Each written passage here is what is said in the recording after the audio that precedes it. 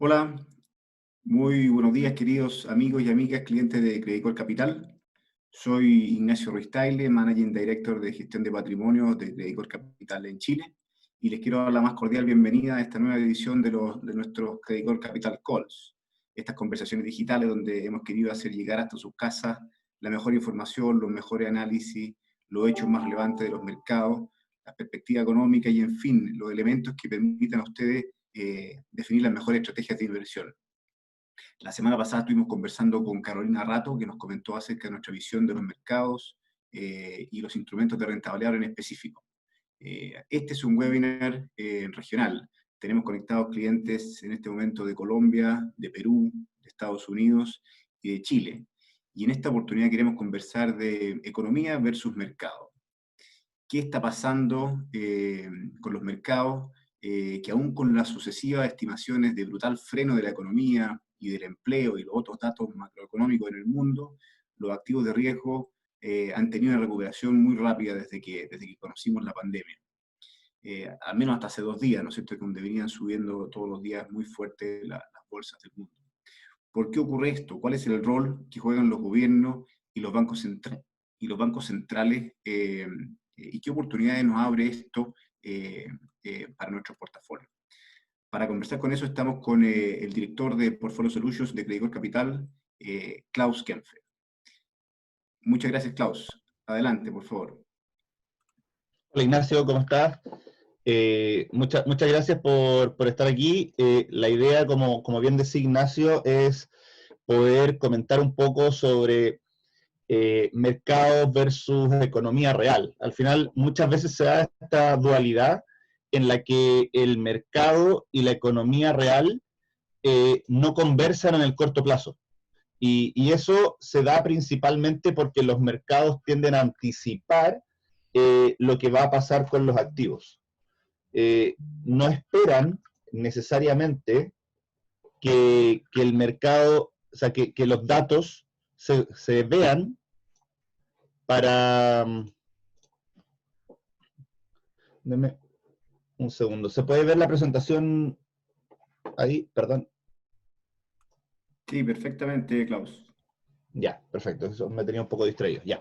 Entonces, muchas veces los mercados se anticipan a lo que va pasando y en realidad eso es lo que uno esperaría de los mercados. Los mercados intentan de alguna forma incorporar toda la información disponible que hay y esa información disponible que hay incluye tanto los datos que son conocidos actualmente como las proyecciones futuras.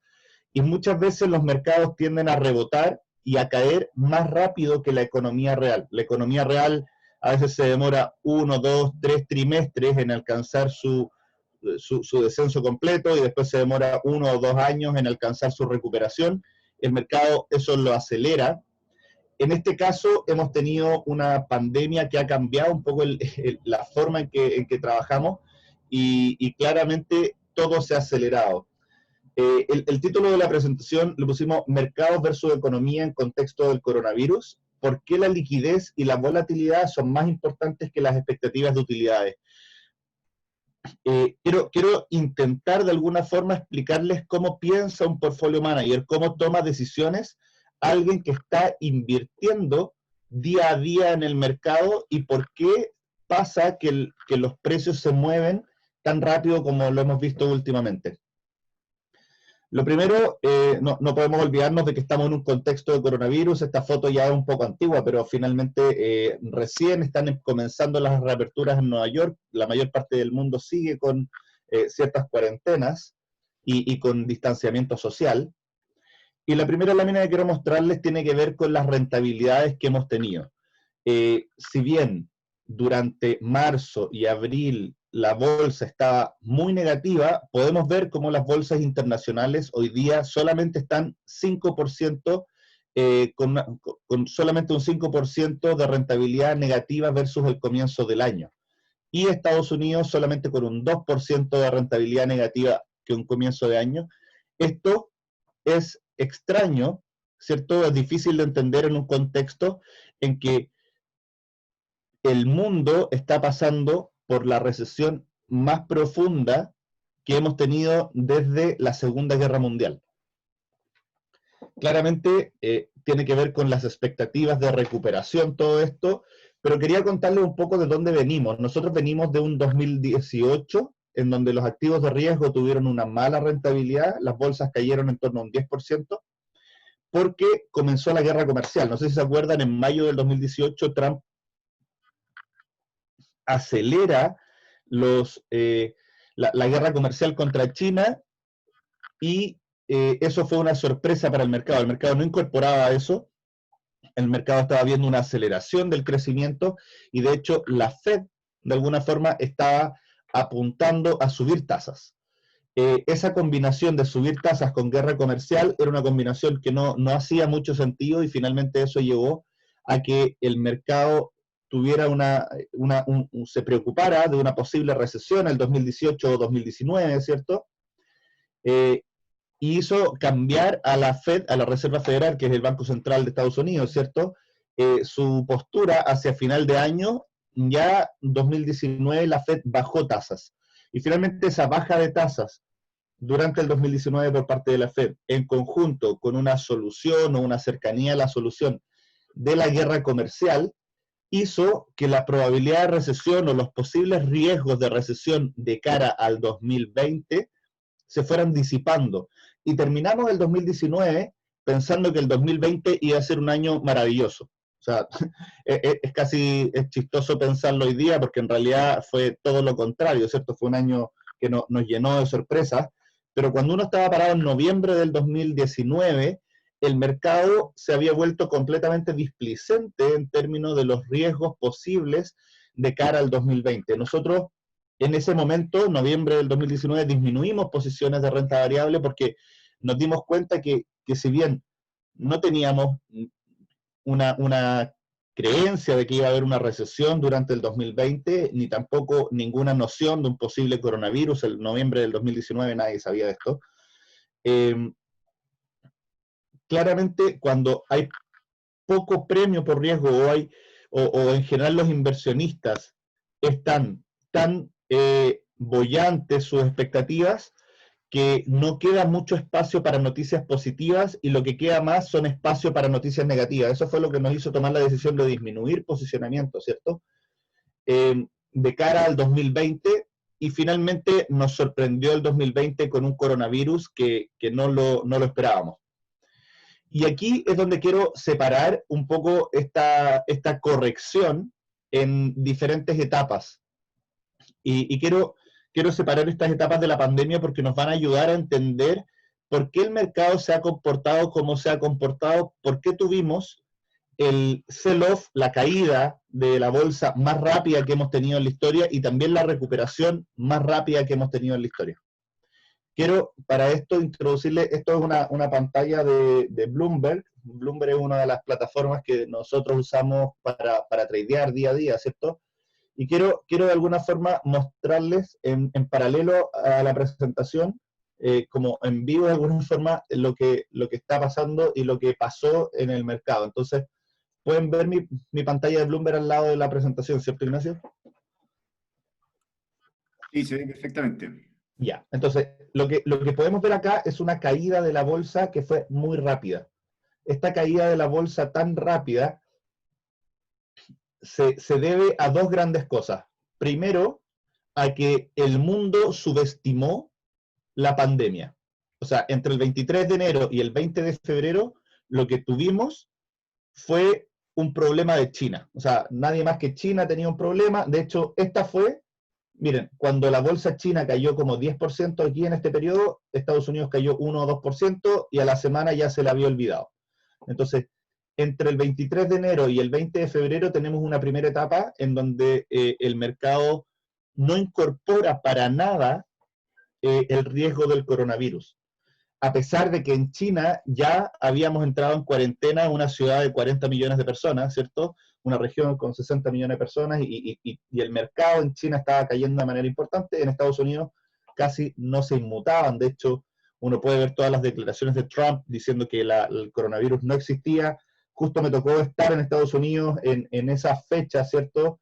Y nadie de verdad hablaba del coronavirus. Decían, bueno, esto es un problema de un país del tercer mundo que tiene un sistema de salud incapaz de manejarlo bien, pero en Estados Unidos no se va a morir nadie, porque nosotros tenemos un sistema de salud de otra calidad.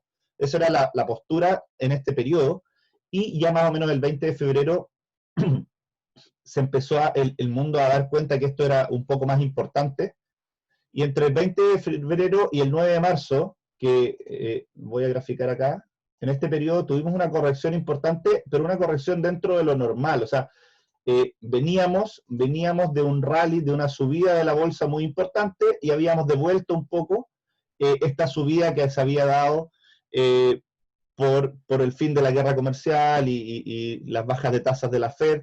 O sea, básicamente habíamos devuelto un poco de la ganancia que habíamos generado, pero no era una corrección tan importante.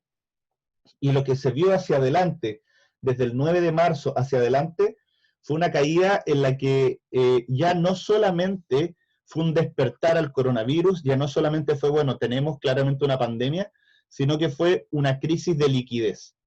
Y cuando hablo de crisis de liquidez, no me refiero a que los bancos estuvieran a punto de quebrar, que fue lo que pasó el 2008. El 2008, algunos bancos quebraron, el riesgo de contraparte, el susto de que el banco al que yo le prestaba, los bancos se prestan entre ellos, el banco al que yo le prestaba no me pagara, era una preocupación. Entonces, finalmente, eso llevó el 2008 a una crisis de liquidez, pero ahora la crisis de liquidez tenía más que ver con darnos cuenta que íbamos a necesitar nuestros ahorros.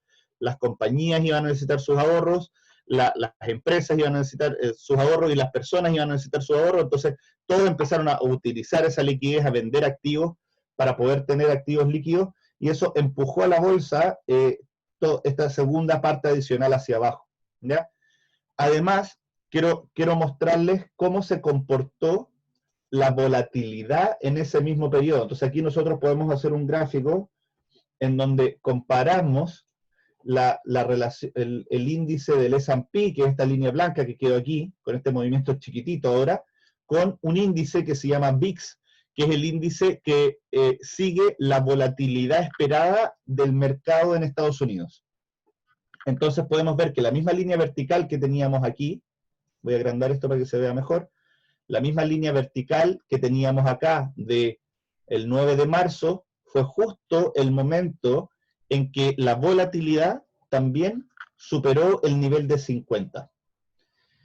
Normalmente la volatilidad, esta línea azul, se mueve en rangos entre 10 y 25. Esos rangos son rangos normales. Sobre 20 obviamente es más alto, sobre 25 es un rango que ya consideramos un estado de volatilidad alto definitivamente, pero ya llegar a niveles de 50 ha ocurrido muy pocas veces en la historia. De hecho, vamos a alargar un poco esta línea para que puedan ver cuántas veces esta línea azul ha superado el 50.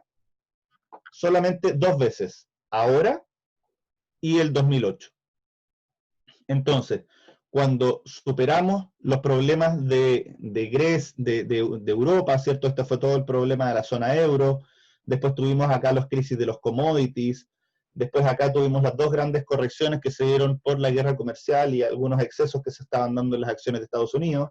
Esos niveles de volatilidad habían llegado a 35, 40, pero ahora tuvimos un nivel de volatilidad que saltó hasta 80. Incluso el nivel de volatilidad implícito superó el riesgo que es percibido el 2008. Esto es extraño porque realmente la crisis que estamos viendo tiene una naturaleza totalmente diferente a la del 2008, pero sí es cierto que la incertidumbre que había en marzo era mayor porque en realidad no teníamos ninguna noción de lo que podía pasar con el coronavirus, y al mismo tiempo los contagios estaban creciendo de manera exponencial.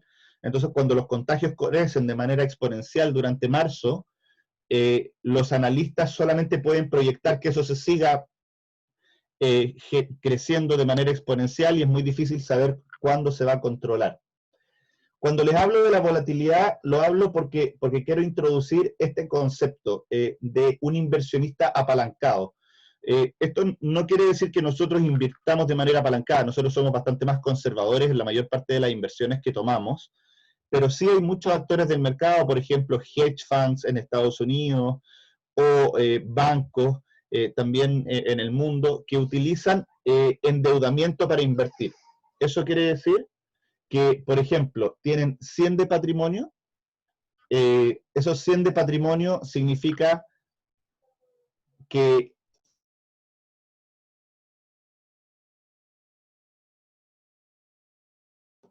esos 100 de patrimonio significa que tienen 100 millones de dólares, 100 lo que queramos decir, ¿cierto? Pero invierten 300. O sea, si toman 100 e invierten 300, eso quiere decir que están invirtiendo 3 veces lo que tienen. ¿Y qué es lo que significa eso? En condiciones normales, con una volatilidad normal, entre 10 y 20, pongamos 10 como ejemplo, la posible pérdida de una inversión, de un inversionista que invierte 100, que invierte solamente lo que tiene, invierte 100, tiene una posible pérdida de 10, perdería 10. Pero cuando yo estoy apalancado y mi inversión es de 300, yo tengo que multiplicar por 3 esa pérdida potencial. Entonces, como yo estoy sobreinvertido, finalmente lo que obtengo es una rentabilidad que puede ser positiva de 30 o negativa de 30. Ya esas eran las condiciones que teníamos antes del coronavirus. Pero con la volatilidad que tuvimos en marzo, de niveles de 50 o más, finalmente esta posible pérdida ya no es de 10 hacia arriba o 10 hacia abajo multiplicado por 3, sino que es de 50 hacia arriba o de 50 hacia abajo multiplicado por 3. Entonces, la posible pérdida o ganancia que era de 30 hacia arriba o 30 hacia abajo, se transforma en 150 hacia arriba o 150 hacia abajo. Entonces, ustedes se pueden imaginar qué es lo que debería ser el gerente de riesgo de una compañía o de una empresa en ese momento, es claramente levantar la mano y decir, ok, el nivel de riesgo que se está tomando en este momento es mayor a lo que queremos tomar. ¿Por qué? Porque una caída de 100% significa simplemente quebrar, que es básicamente lo que le pasó a Lehman el 2008. Lehman estaba invertido de manera apalancada, ¿cierto? Sus activos cayeron y quebró. En este caso, una posible pérdida, ¿cierto? En marzo, para un hedge fund en Estados Unidos, por ejemplo, aumentó de tal nivel que ellos tuvieron que salir a vender activos. Ya no podían estar invertidos 3 veces, sino que tenían que volver a un escenario de estar invertido a lo mejor una vez, solamente tener 100 invertidos y no 300 invertidos.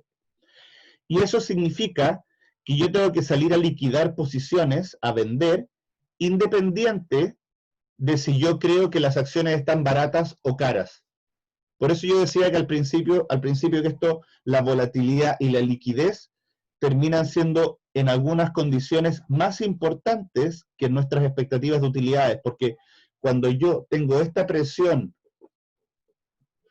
de salir a vender independiente de lo que pase, finalmente mi horizonte de inversión ya no es el horizonte de inversión que yo tenía de 1 año, de 2 años, de 3 años, de 10 años como inversionista de largo plazo, sino que pasa a ser un horizonte de inversión de 1 día a 1 semana, en donde tengo que liquidar mis posiciones para disminuir mi riesgo que estamos viendo. ¿Ya? Entonces, el mercado en este periodo, entre el 9 de marzo y el 19 de marzo, se volvió un mercado completamente ilíquido y que tuvo que salir a liquidar posiciones e incluso tuvo que salir a liquidar posiciones en activos seguros. O sea, uno pensaría que lo que uno va a vender durante este periodo son acciones o bonos más de alto riesgo, ¿cierto?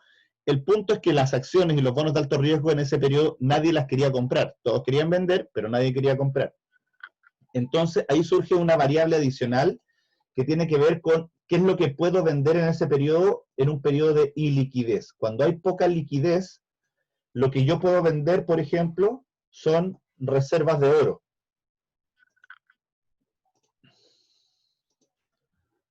Entonces, de nuevo, si hacemos un zoom a lo que pasó en el mercado del oro durante el periodo entre el 9 de marzo y el 19 de marzo, lo que podemos ver acá, esta línea naranja, voy a quitar el otro para que se vea mejor. Lo que podemos ver es que el oro venía en una trayectoria de subida en este periodo. De hecho, cuando se producen todos los problemas en China, ¿cierto? El oro empieza a subir de precio y el oro después tiene una caída de precio importante entre el 9 de marzo y el 19 de marzo. ¿Y por qué será eso? Cuando el mundo estaba peor, uno esperaría que los activos de refugio, como son el oro o los bonos del Tesoro de Estados Unidos, tiendan a subir de precio, y en este caso cayeron de precio. Esta caída de precio se debe principalmente,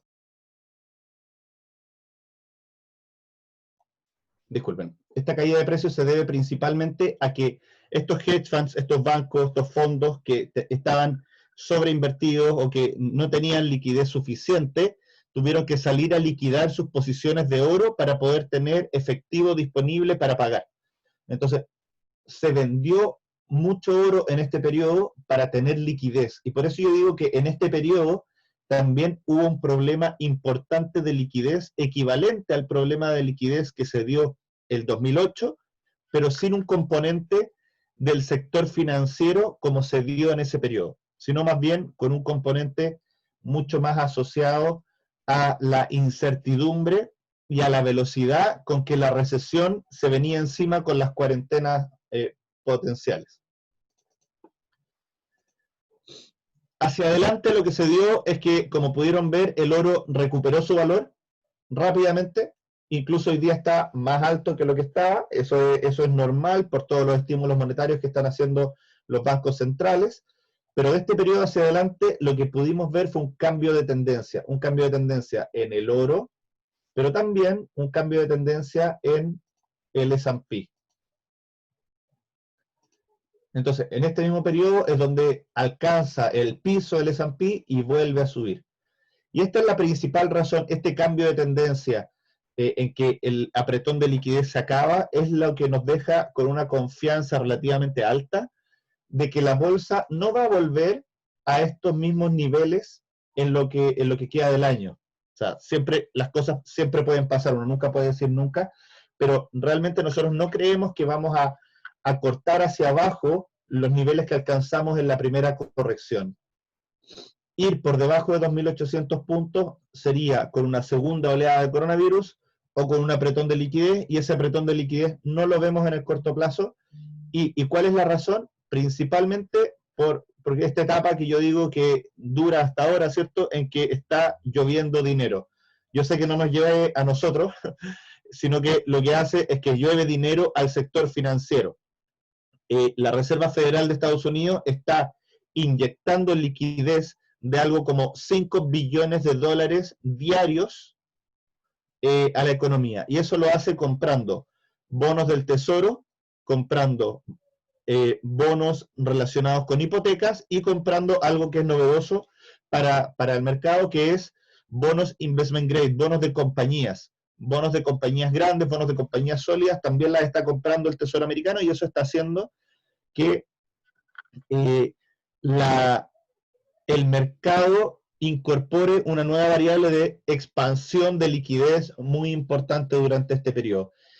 Y esto tiene una consecuencia relevante. La principal consecuencia que yo veo para nuestra inversión, ¿cierto?, es que desde este periodo del 9 de marzo al 19 de marzo, en donde no había nada de liquidez, del 19 de marzo hasta ahora, lo que cambió principalmente es el horizonte de inversión del mercado. El mercado, entre el 9 y el 19 de marzo, cuando tuvimos webinars en esa época, yo les decía, si ustedes tienen horizonte de inversión de a 2 años, inviertan.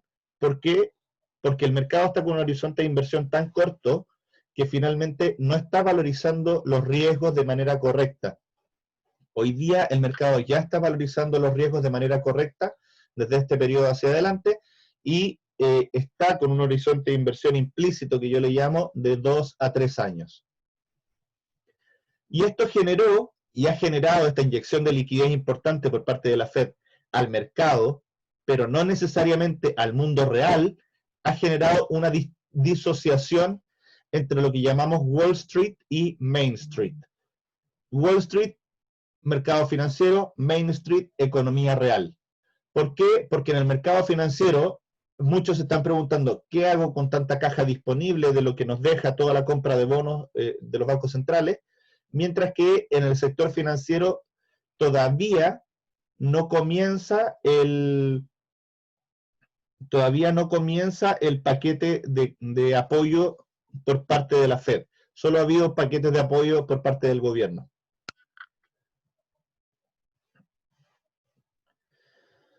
Bueno, acá un poco lo mismo que veníamos viendo. La renta variable tiene una corrección importante, ¿cierto? Es una corrección mucho más profunda y mucho más rápida que la que veníamos teniendo, ¿cierto? Acá habíamos tenido una corrección en el 2018 que nos había preocupado, después otra corrección importante, y esta corrección, si ven, es más profunda, es más grande, pero además es bastante más rápida. Se da en un tiempo muy corto.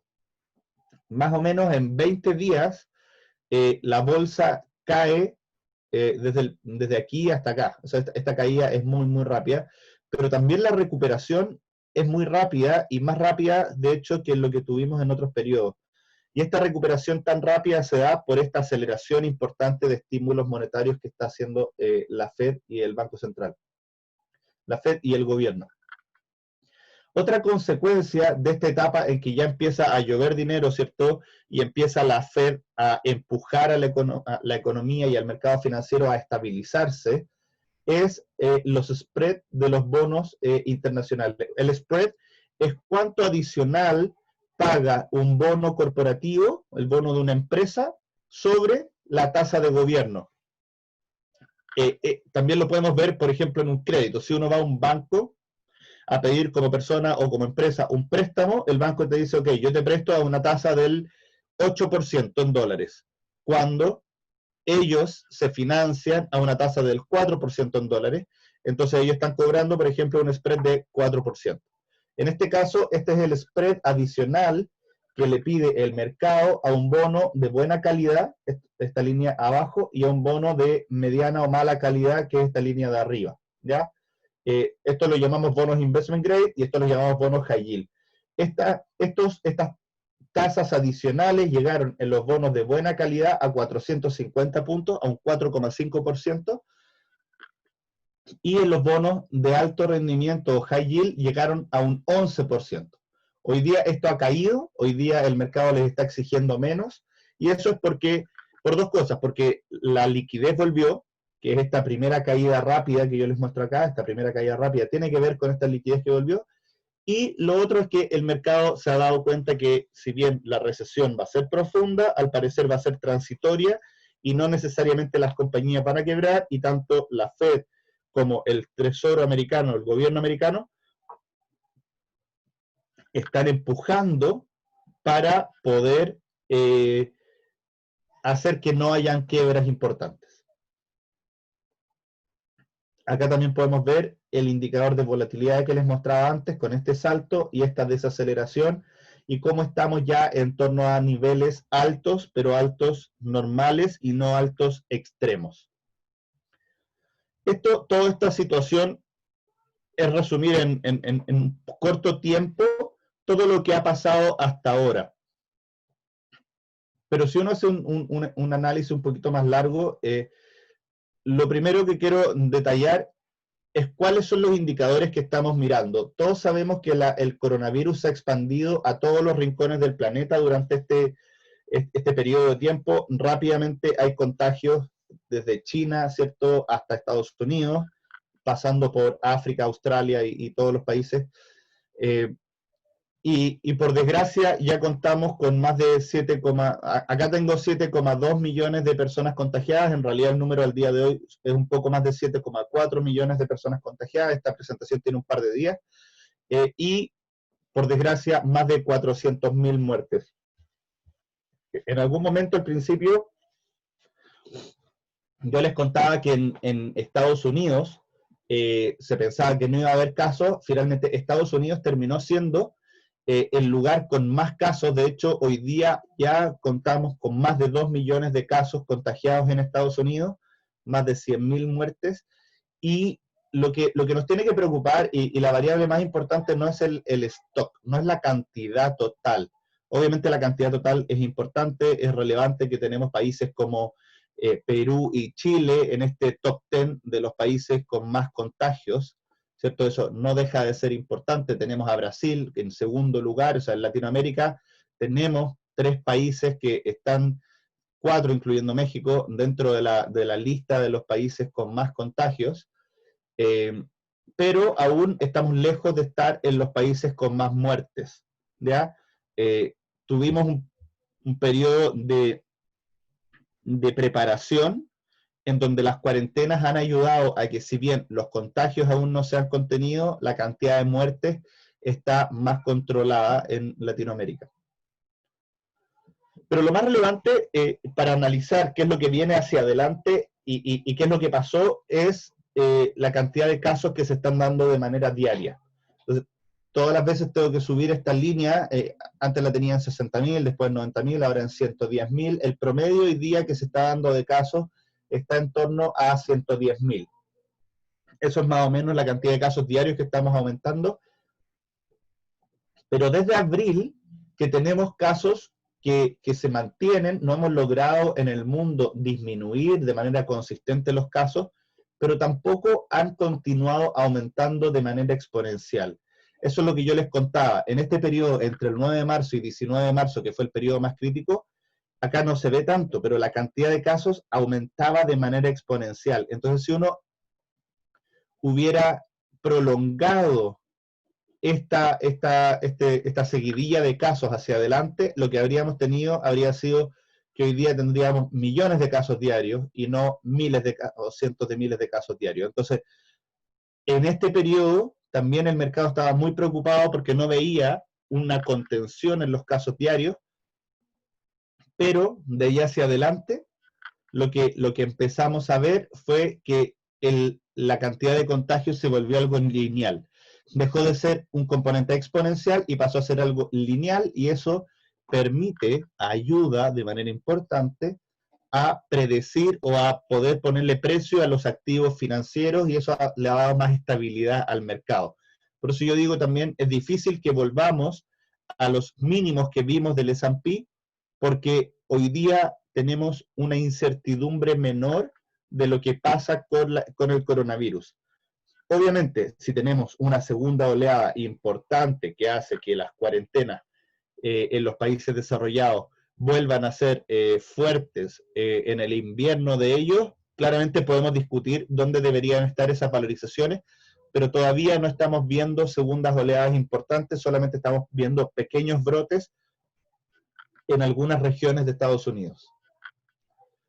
Hay algunos países que van más avanzados que otros en esto del coronavirus, y la forma más fácil de verla es ver el perfil de contagios. UK, por ejemplo, tiene bastante controlada la enfermedad, va bien avanzado. Italia es el que va más avanzado de estos países que yo les estoy mostrando, pero España, Alemania también tienen un perfil parecido al de Italia.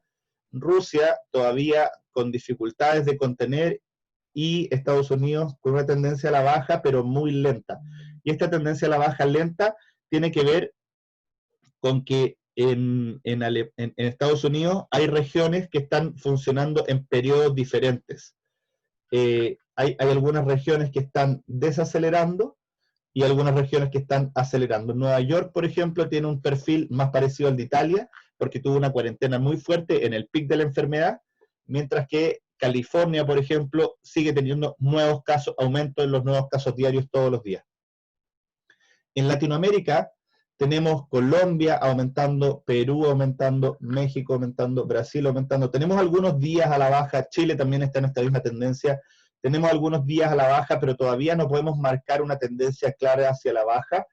Podríamos decir que Perú es el que va más avanzado en dejar atrás el pic de la enfermedad. Al parecer, la cuarentena ahora sí está empezando a dar resultados, pero también hay otras variables que generan mucha volatilidad.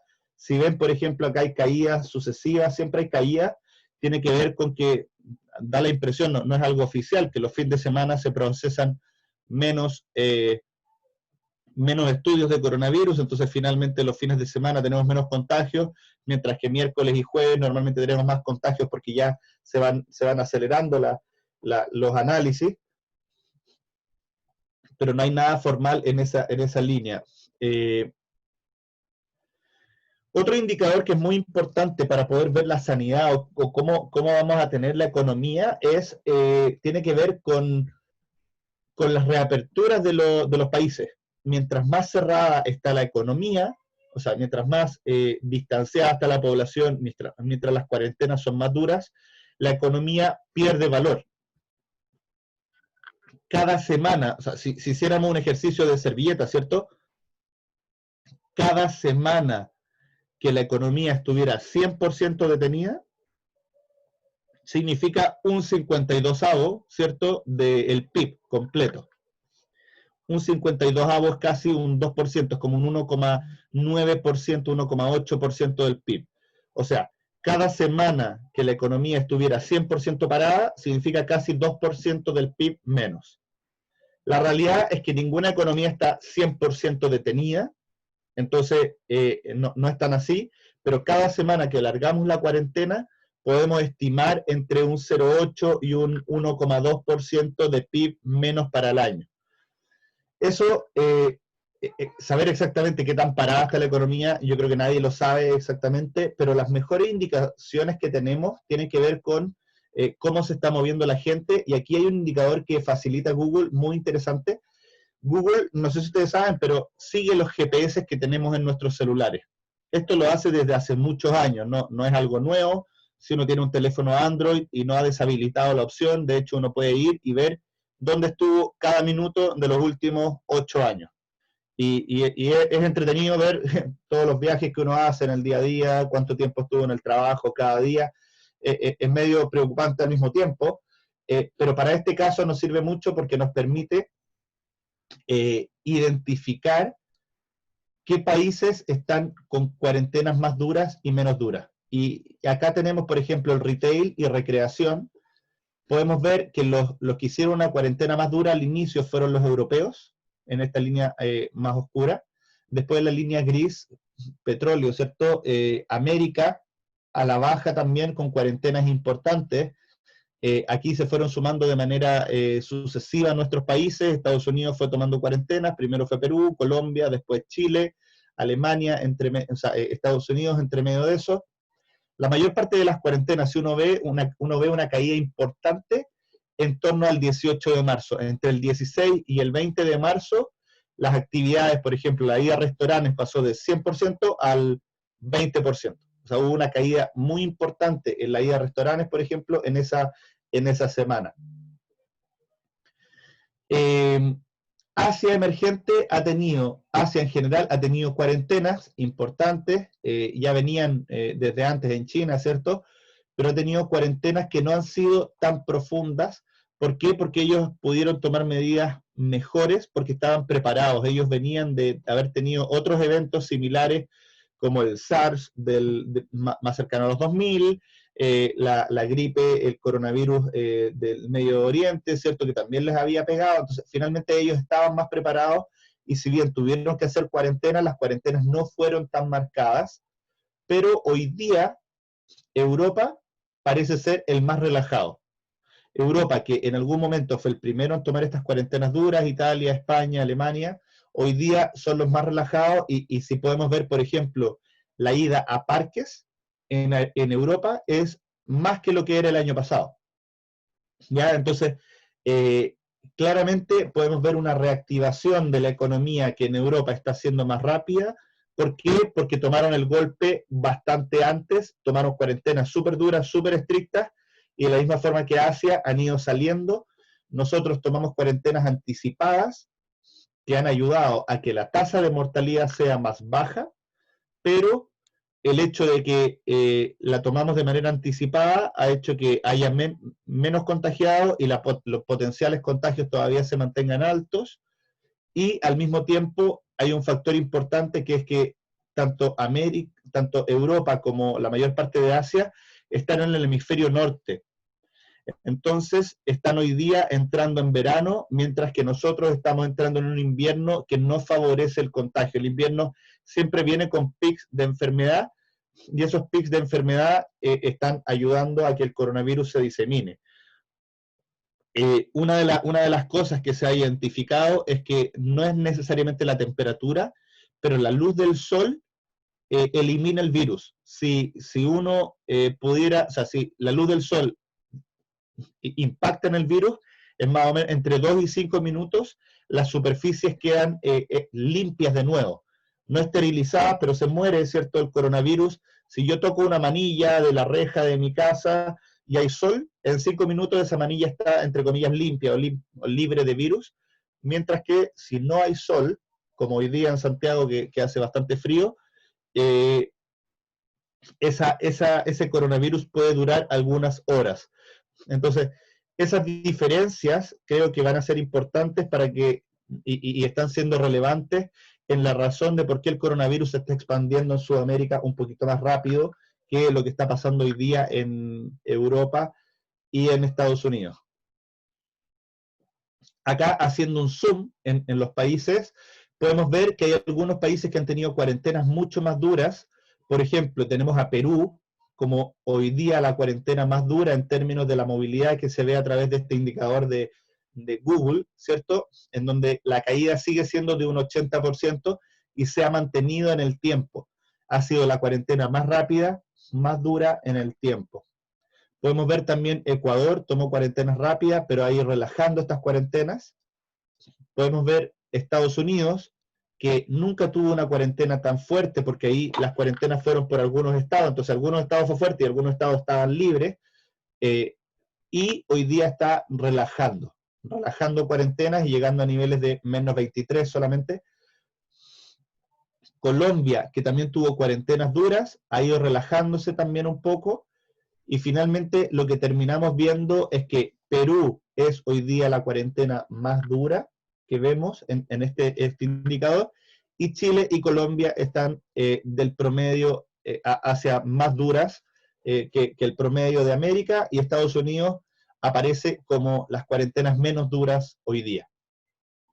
De hecho, si pueden ver, al igual que Europa, en Estados Unidos la ida a parque está aumentando. Eso tiene que ver con que llegó el verano, obviamente el clima es mejor, y al mismo tiempo se está reemplazando en parte la ida a lugares cerrados con ida a lugares abiertos, porque es bastante más seguro ir a un lugar abierto que ir a un lugar cerrado.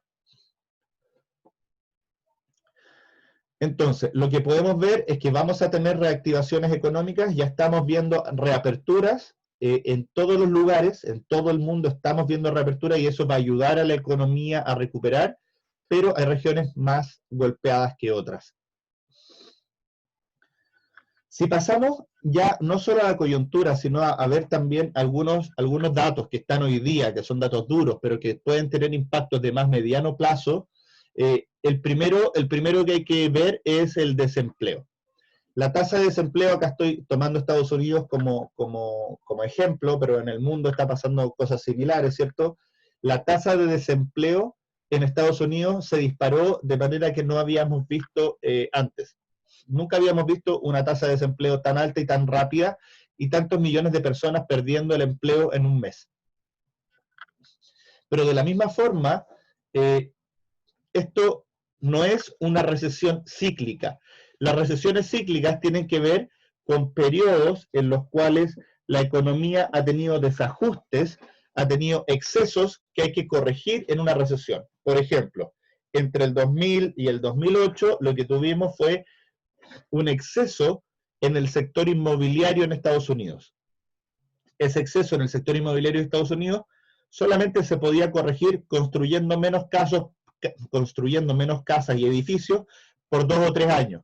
Y eso significa que gente que se dedicaba al sector de la construcción o en los relacionados al sector de la construcción quedaban sin trabajo o con menos trabajo.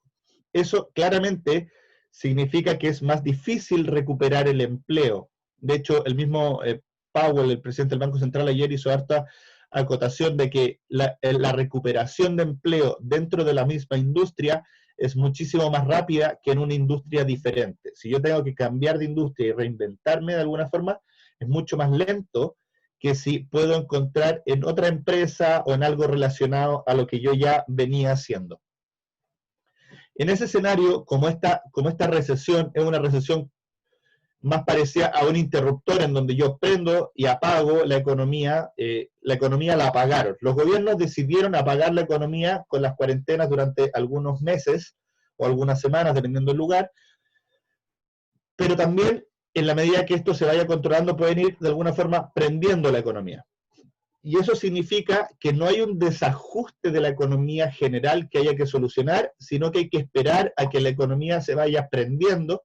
Obviamente eso tiene tiempo, hay ciclos de interacciones entre las diferentes industrias que se van dando, pero en principio nosotros creemos que esta empleo que ha llegado a un máximo de un 13,3 hasta ahora y que nosotros creemos que va a llegar a un 15%, va a caer de manera rápida y ya vamos a estar por debajo del 10% hacia finales del año, pero todavía por sobre el 8%. Para tener una idea, el desempleo en Estados Unidos, el 2008-2009, llegó al 8%.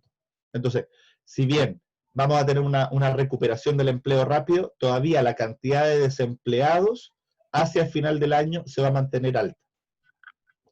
Todo esto se está viendo mitigado por los seguros de desempleo que está dando el gobierno de Estados Unidos. El gobierno de Estados Unidos no solamente alargó el periodo en que las personas pueden recibir beneficios de desempleo, sino que además agregó $600 mensuales para cada persona que estaba desempleada.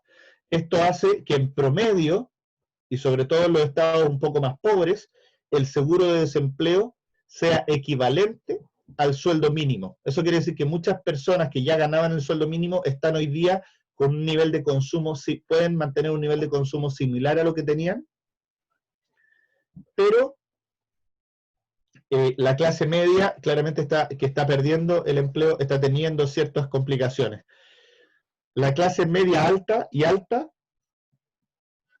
no ha perdido el empleo. Acá hay una componente de desigualdad importante que se ha dado y de hecho ayer varias de las preguntas que se le hicieron a la Reserva Federal tenían que ver con la desigualdad que se está generando en torno a esta pandemia y cómo muchas personas podemos seguir trabajando desde la casa y la tasa de desempleo, de hecho, de las personas que tienen estudios superiores casi no ha subido, mientras que la tasa de desempleo de las personas que no tienen estudios superiores o solamente tienen estudios básicos ha aumentado de manera muy importante y aún más ha aumentado de manera muy importante la tasa de desempleo en Estados Unidos, en hispanos y en afroamericanos. Entonces eso está generando ciertas controversias que dificultan un poco el crecimiento hacia adelante también de la economía americana.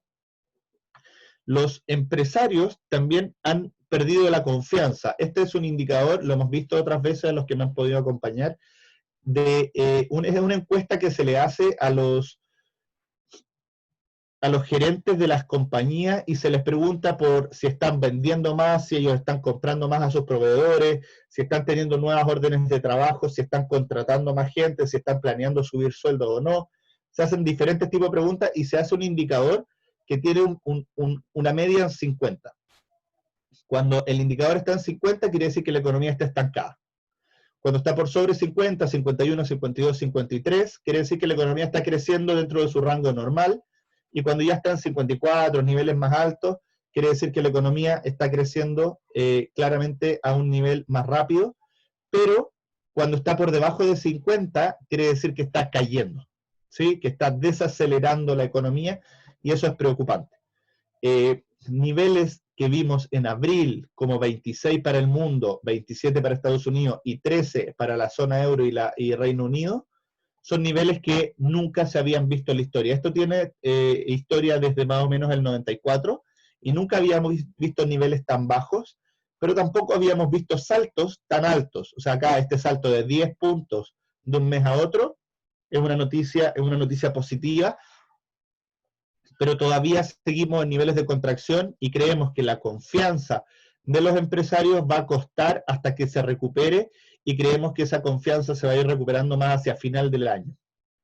En el neto, cuando uno junta todo esto, podemos ver las proyecciones que tenemos en términos económicos y estas proyecciones en términos económicos son claves. El número más decidor es que la economía del mundo va a tener una contracción. Acá menos 3,8.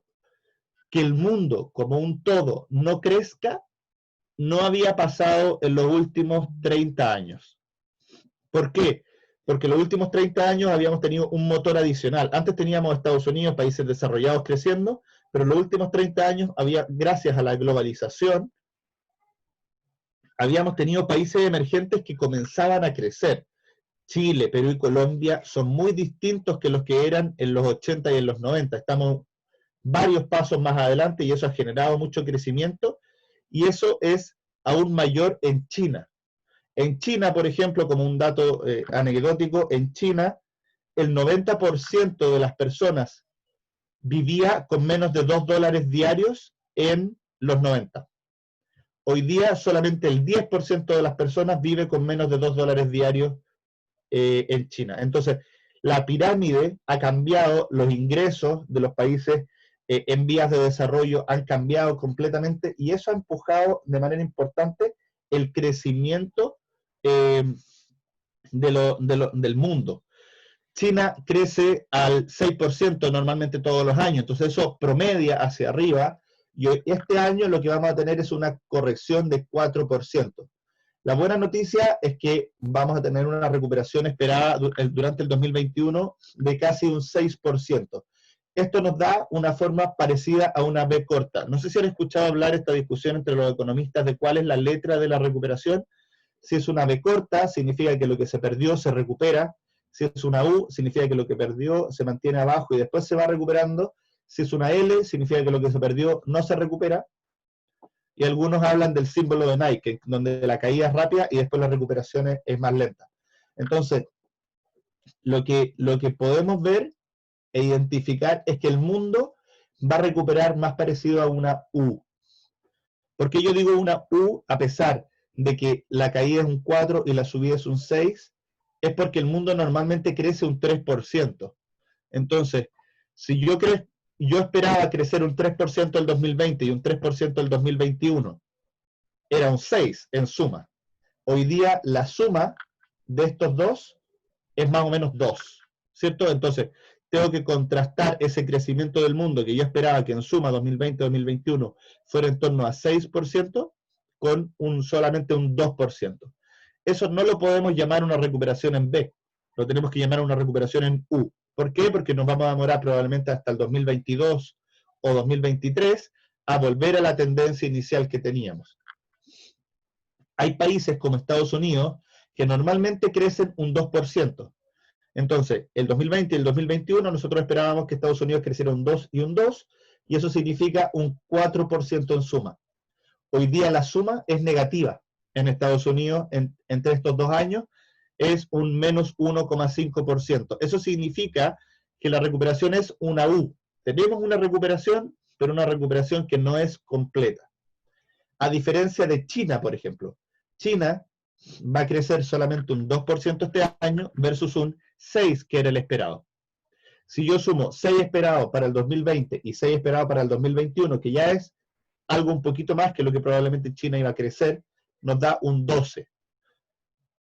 Si yo sumo este 2,3 con este 9,4, nos da un 11,7, muy cerca al 12. Entonces, la única región grande del mundo, el único país grande del mundo que sí podemos decir que va a tener una recuperación en B corta, va a ser China. Mientras que el resto de los países vamos a estar discutiendo más algo parecido a una U o a esto que yo le decía que es como un símbolo de Nike, en donde hay una caída rápida y después una recuperación un poco más lenta. Latinoamérica, y sobre todo los países andinos de donde somos nosotros, tenemos la suerte de depender de manera importante de China.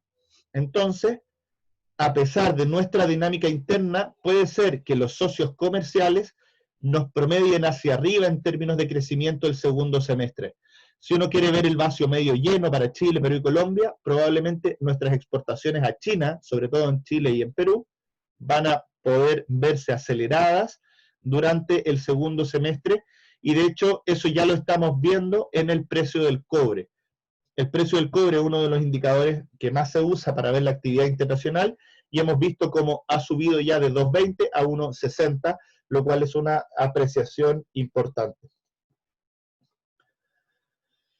Este diferencial entre países desarrollados y países emergentes nos da una suma bien interesante. Podemos ver acá, en la línea gris clara, una desaceleración de China, pero después una recuperación bien marcada, mientras que en la eurozona y en Estados Unidos las caídas son más fuertes, pero al mismo tiempo las recuperaciones son más lentas y más tardías. Entonces vamos a tener un periodo durante este año en donde países emergentes vuelvan a reacelerar versus países desarrollados. Algo que no veíamos desde el 2011 y 2012. El 2011 y 2012, si se acuerdan, los países emergentes crecían mucho más que los países desarrollados y esa diferencia se fue comprimiendo. Hoy día vamos a ver de nuevo esta reaceleración de países emergentes versus países desarrollados. Otra de las consecuencias, antes ya de pasar al final de la presentación, otra de las consecuencias importantes que hemos tenido en el mundo con todo esto del coronavirus y con todos los estímulos monetarios y fiscales que están dando los países, es que las tasas de los países seguros han caído. No sé si les ha pasado, pero todos los que tengan ahorros tipo depósitos a plazo o fondos de corta duración, de liquidez, han visto cómo sus tasas han caído de manera importante. Hoy día, la tasa en dólares a corto plazo está casi en cero. O sea, en Estados Unidos, entre 0 y 0,25% al año es la tasa que está pagando un money market, por ejemplo. Pero eso en Europa es más profundo. Ya veníamos viendo esta lámina desde hace varios años, en donde las tasas en Europa, desde el 2016, 2017, que están en niveles negativos, pero esto se ha incrementado y hoy día, si yo le presto plata, por ejemplo, a Alemania, a 10 años, si yo le presto 1.000 euros a Alemania hoy día, Alemania en 10 años más ni siquiera me devuelve esos 1.000 euros, me devuelve 996. Y tengo que darle las gracias por guardarme la plata, parece. O sea, de alguna forma, los países desarrollados seguros, en donde el crecimiento no está siendo muy rápido y la inflación no se ve hace mucho tiempo, están con tasas negativas. Suiza tiene tasas negativas a 30 años. Alemania tiene tasas negativas hasta 20 años y tasas casi en 0 a 30 años. Y podemos ver aquí dos cosas que son muy relevantes. Si yo quiero tener hoy día una inversión que me rente al menos la inflación, no puedo tener bonos de gobierno. Si yo tengo bonos de gobierno hoy día, finalmente lo que ocurre es que yo voy a tener una rentabilidad por los próximos 10 años menor que la inflación. Por ejemplo, en el caso de Alemania, esto es evidente. ¿Por qué? Porque las tasas nominales son negativas. Cualquier inflación me quita. O sea, si yo tengo inflación de 1% en Alemania, finalmente mi rentabilidad después de inflación va a ser menos 1,4, porque no tengo la inflación y además me quita 0,4 la tasa. En Estados Unidos, la tasa, acá en esta presentación la tengo al 0,70, hoy día está al 0,67, a 10 años. Si yo invierto a 10 años en Estados Unidos, yo tengo una rentabilidad del 0,70 al año. Pero si la inflación es 1 o 2%, que es el promedio que apunta la Fed, finalmente lo que yo voy a tener es una tasa después de inflación negativa. En Chile le llamamos UF, en Perú no hay un indicador específico de bonos así, pero y en Colombia, si no me equivoco, son los VR, los bonos linkeados a la inflación. Entonces, lo que tenemos acá son tasas reales negativas.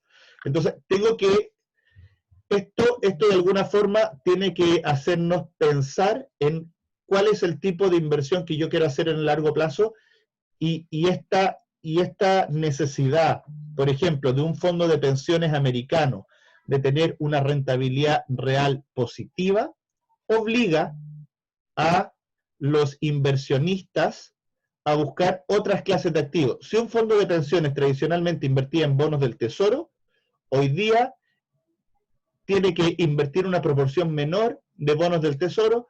¿Por qué? Porque la rentabilidad real es negativa. Entonces, nos obliga a buscar otras clases de activos y es por eso que la bolsa va teniendo una muy buena rentabilidad, porque normalmente las acciones, invirtiéndolas en el largo plazo, generan una rentabilidad real positiva relativamente consistente. En el corto plazo, la renta variable tiene mucha volatilidad, pero en el largo plazo, la renta variable tiene buen performance. Por eso, y aquí quiero recalcar, la política que tenemos nosotros en Credit Corp es fomentar para todos nuestros clientes inversiones de largo plazo, porque cuando tomamos decisiones de corto plazo, finalmente terminamos perjudicando nuestras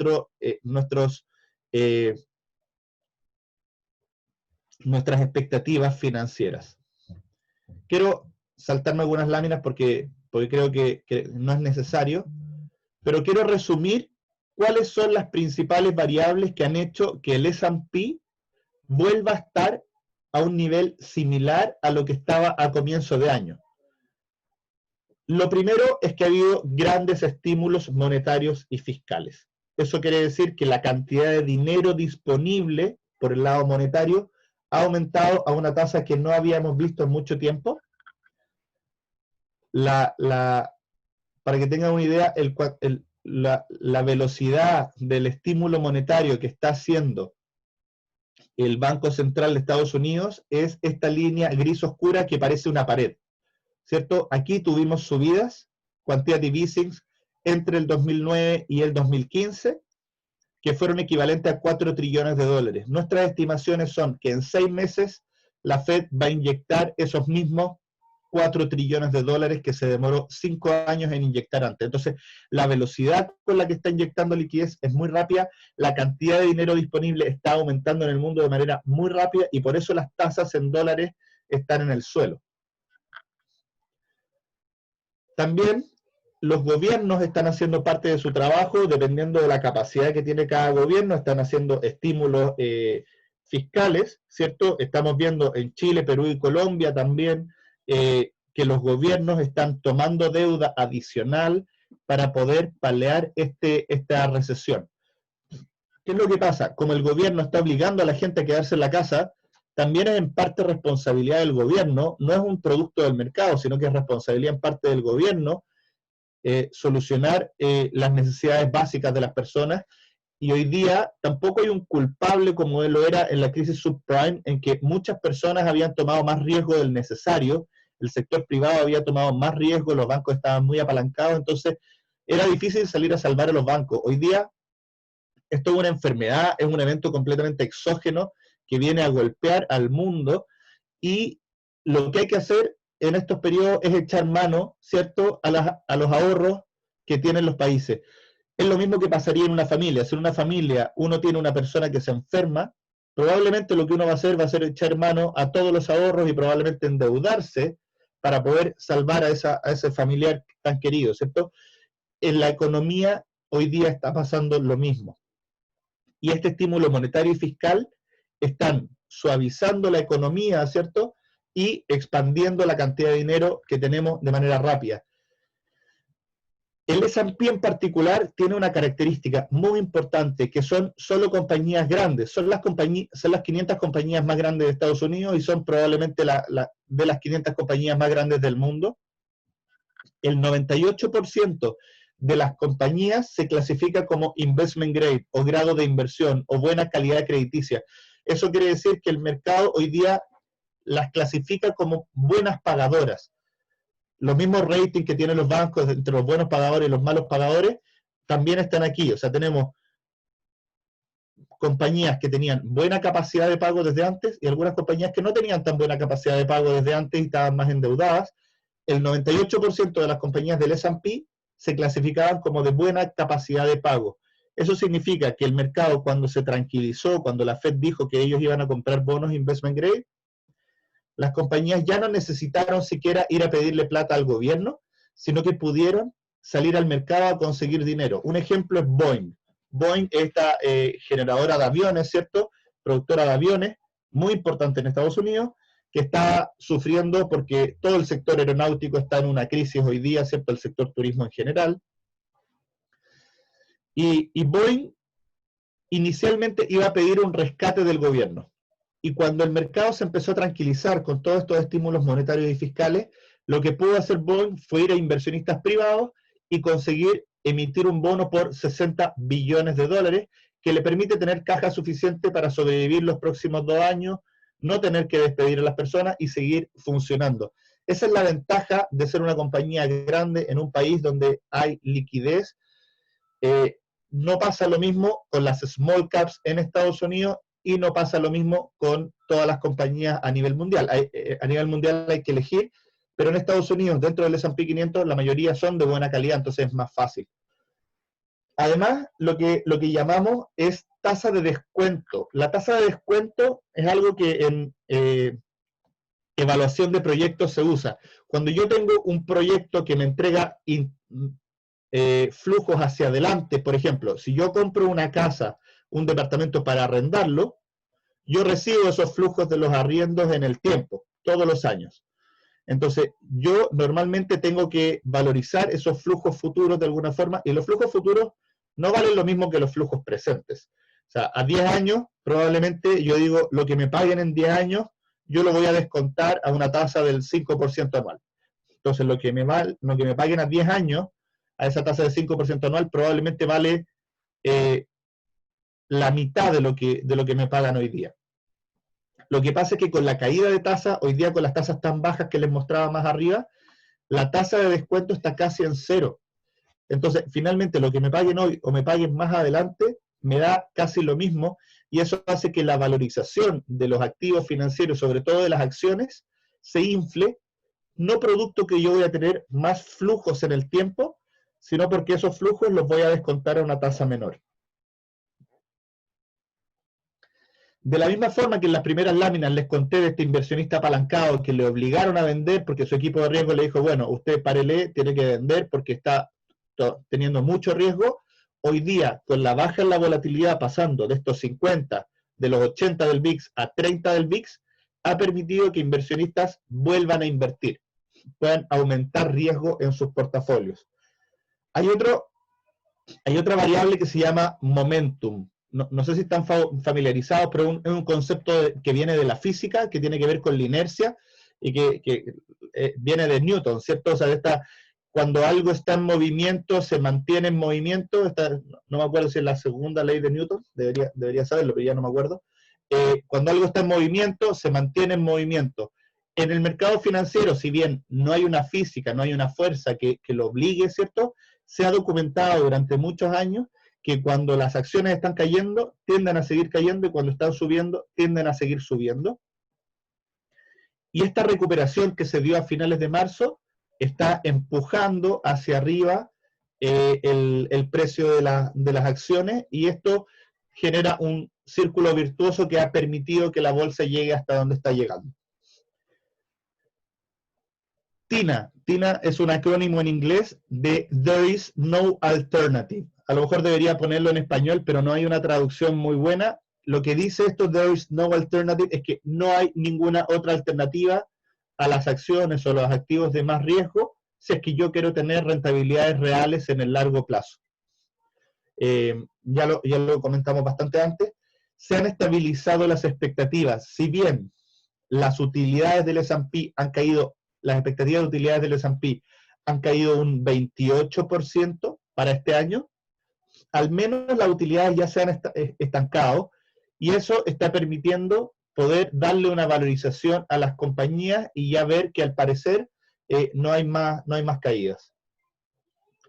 Y también hay una cosa muy relevante que tiene que ver con que los ganadores del coronavirus, nosotros hablamos de que el coronavirus genera una recesión, obviamente genera una recesión, y eso hace que la torta a repartir sea más chica, ¿cierto? Pero hay ganadores.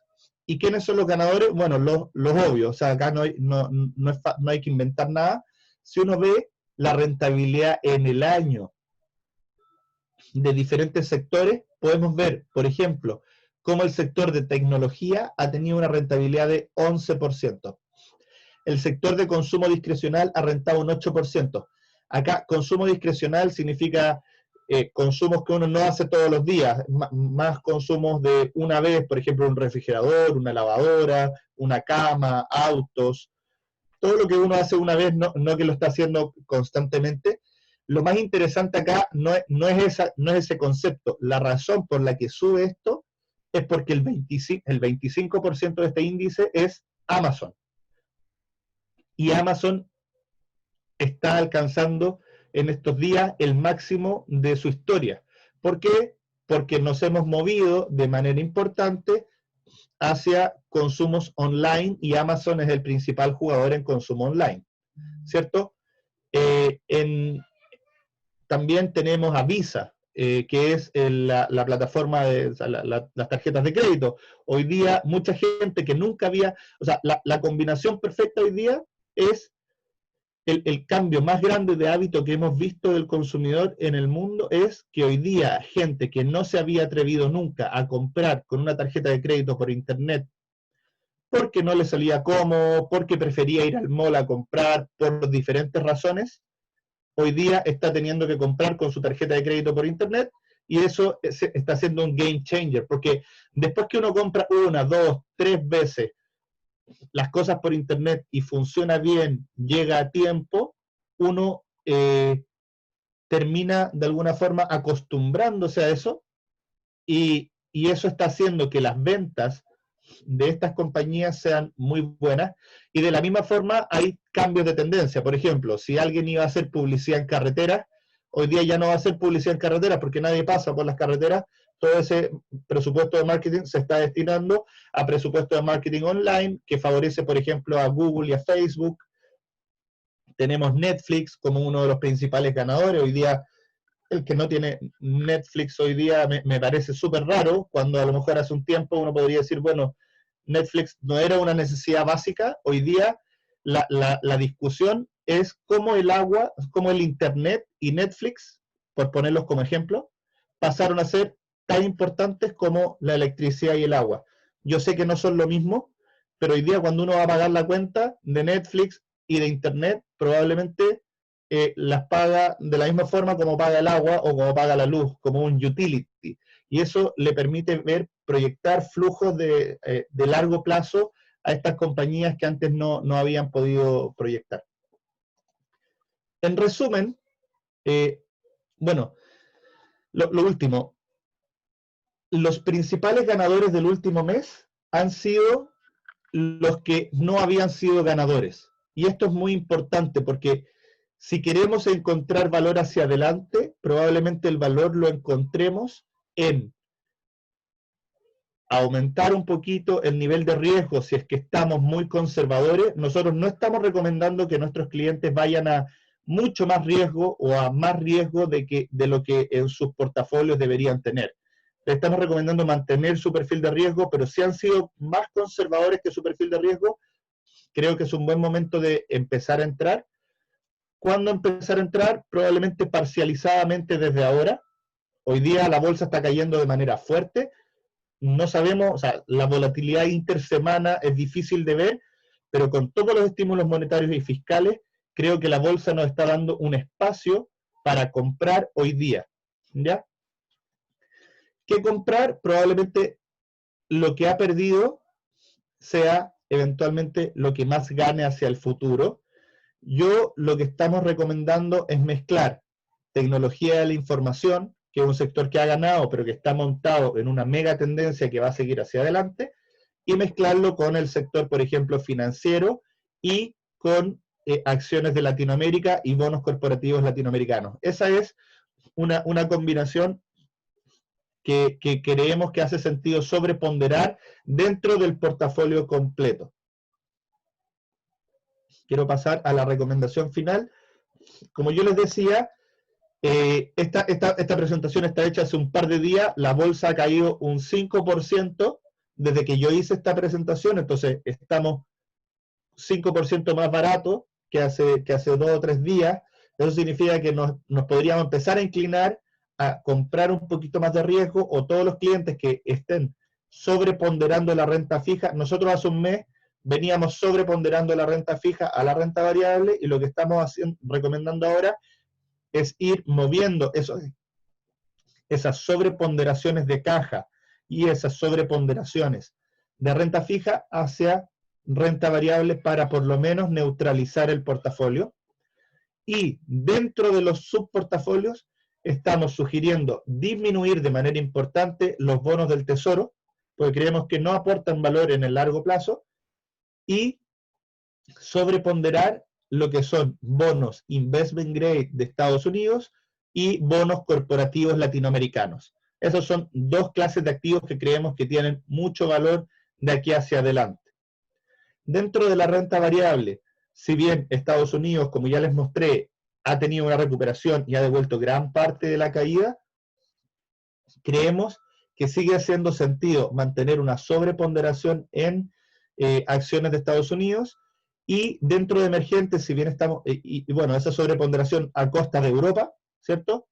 Porque creemos que Europa va a tener más problemas de mediano plazo por el nivel de deuda que tienen sus países. Y dentro de emergentes, acá emergentes como un todo no está sobreponderado, pero sí estamos sobreponderando acciones de Latinoamérica que han sido golpeadas de manera muy, muy fuerte, y creemos que tienen valor si uno lo ve hacia 2 años plazo, sobre todo considerando que es China el que va a liderar el crecimiento. Si recuerdan, ¿cuándo fue la última vez que China lideró el crecimiento de esta forma? Fue el 2010, 2011, 2012. Si uno vuelve a revisar cuáles fueron las bolsas más rentables de ese periodo, fueron las bolsas de acciones en Latinoamérica. Entonces, si bien en el corto plazo vamos a seguir teniendo volatilidad, para clientes con inversiones a 2 años, creemos que por lo menos neutralizar renta fija, renta variable, no quedarse sentados en caja hoy día, considerar investment grade en Estados Unidos, considerar bonos corporativos latinoamericanos, considerar acciones de Estados Unidos, como yo les decía, sectores de tecnología y financiera nos parecen interesantes, y dentro de emergentes, Latinoamérica nos parece como una oportunidad interesante hoy día también. Eso es lo que tenía preparado por hoy día. Quiero pasar a preguntas para que podamos contestar la mayor parte de las que se puedan. Sí, muchas gracias, Klaus. Han llegado ya algunas preguntas, pero bueno, si alguien tiene más preguntas ahí, vía el icono de preguntas y respuestas, puede fácilmente dirigirnos a los panelistas sus inquietudes. Hay un cliente, Klaus, que agradece mucho tus conocimientos de física y te recuerda que la inercia es la primera ley de Newton, no la segunda. Eso es un cliente ahí que está agradeciendo eso. Ahora, respecto ya más a preguntas que tienen que ver con los temas que hemos ido conversando. Dice, tengo la siguiente pregunta. Ya que la presentación se ha centrado, al menos hasta esa parte, ¿no es cierto?, en los temas de riesgo de quiebras de empresas en Estados Unidos y Latinoamérica, en la actual coyuntura, ¿cómo están viendo el riesgo sistémico del sector financiero en la región y particularmente en Colombia? A ver, en general, es difícil anticipar exactamente lo que va a pasar, porque depende, hoy día la variable clave de la economía internacional y sobre todo en nuestros países es cómo se van a dar las reaperturas económicas y si eso va a permitir que, que, la, que la economía vuelva lo antes posible a generar utilidades de manera autónoma, sin necesidad del gobierno. Hoy día yo creo que ningún país quiere que ningún banco quiebre ni esté cerca de quebrar, y lo que estamos viendo es que tanto en Estados Unidos como en la región los bancos están relativamente sólidos. Puede ser que algunos bancos tengan más utilidades, otros bancos tengan menos utilidades, pero la banca tradicional la vemos bastante sólida y no creemos que vaya a haber un problema sistémico en la banca, tanto en Estados Unidos como en Latinoamérica. Bien, aquí otro cliente pregunta por la forma de la recuperación. Hablaste un poquito de eso, ahora él está preguntando específicamente por la W. Él espera, dice, ¿se espera o no una fuerte caída en los mercados? ¿La W sería de mercado o de la economía? No, dice de los mercados. A ver, la volatilidad del mercado yo creo que va a continuar. A ver, pongamos un contexto histórico. Si uno analiza un contexto histórico, voy a dejar de compartir para que se pueda ver mejor. Si uno analiza un contexto histórico, caídas de 5 o 10% en la bolsa son algo normal. No es necesaria una recesión para tener una corrección de 5 o 10% en la bolsa. Eso es algo completamente normal. Hoy día estamos en un escenario de mayor volatilidad de lo normal. Entonces, ver correcciones de 5 o 10% es algo que eventualmente vamos a ver. De hecho, hoy día el S&P está cayendo un 4%. Lo que yo les quiero decir es que si vemos el S&P volver de nuevo a niveles de 2.800 puntos, probablemente va a ser una muy buena oportunidad de compra. Asegurar si esto va a ser una B o una W es difícil. Nosotros creemos que puede haber una corrección de corto plazo, pero viendo horizontes de largo plazo, yo estoy sugiriendo más empezar a comprar, porque si nos detenemos a esperar el punto exacto, probablemente va a ser muy difícil encontrar ese nivel. Puede ser que tengamos una W. Si tenemos una W, aprovechar de ir comprando parcializado y no esperar a apuntarle justo a la parte baja de la segunda patita de la W. Nosotros igual no creemos que sea una W pareja. La W tiene las dos caídas iguales. Nosotros estamos viendo con mucha dificultad que el S&P vuelva a los 2.200, 2.300 puntos. Si vuelve a 2.500 ya sería algo que no nos parece como el escenario más probable hoy día. Nos parece que incluso 2.800 puntos podría ser una buena oportunidad de compra ya, con horizontes medianos o largos. Queda claro, queda claro. Va a ser una letra distinta del abecedario, entonces, no una letra inexistente. Como una W como mal hecha. Oye, Klaus, otra pregunta respecto al mercado en Estados Unidos. Dice, ¿cuál podría ser la reacción de los mercados en Estados Unidos si ganan los republicanos? Y bueno, ¿cuál sería también si ganan los demócratas? A ver, lo primero, aprovechando esta pregunta, contarles que nosotros tenemos un informe que sacamos mensualmente como equipo, en donde vamos en detalle en todos estos temas y si no les ha llegado, pídanselo a su asesor de inversiones que se los haga llegar, donde tenemos un análisis también más en detalle de las elecciones. No quise ponerlo acá porque alargaba mucho. En general, lo primero es que desde el punto de vista del mercado, solamente del mercado, es mejor que ganen republicanos a que ganen demócratas.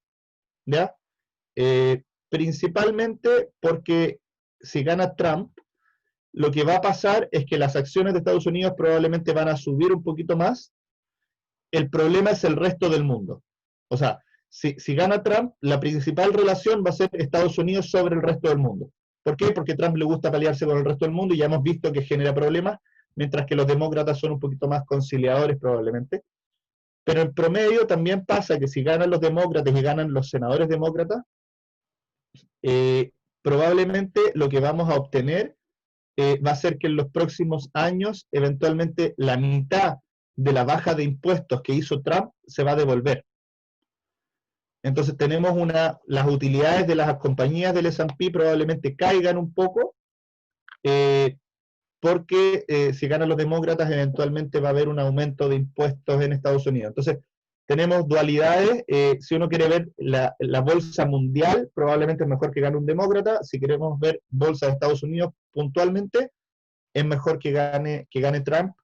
Lo que sí es cierto es que hoy día, considerando que los dos candidatos son Trump y Biden, ya los casos como de riesgos de cola, de aumentos de impuestos muy relevantes, quedaron fuera, al ya no estar en carrera ni Sanders, ni...